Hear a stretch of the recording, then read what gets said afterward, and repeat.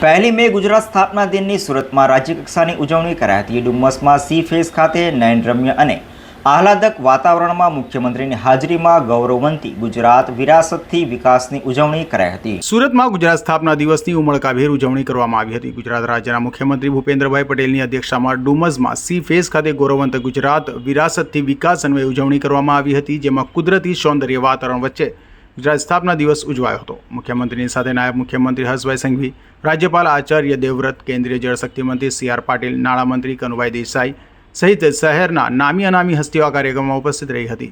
Dumas C face ખાતે ભવ્ય સાંસ્કૃતિક કાર્યક્રમ પણ યોજાયો હતો, જેમાં ગુજરાત ગરિમા એવોર્ડ મેળવનાર પ્રતિભાવન લોકોનું સન્માન કરાયું હતું।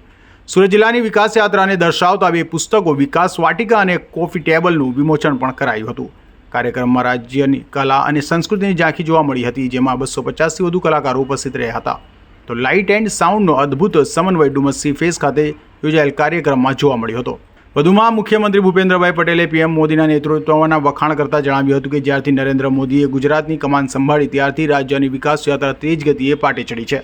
વડાપ્રધાનના વિઝનને કારણે આજે ગુજરાત વિકાસનું રોલ મોડલ બન્યું છે, તેમ જણાવતા મુખ્યમંત્રીએ ખાસ કરીને સુરતીઓનો આભાર વ્યક્ત પણ કર્યો હતો।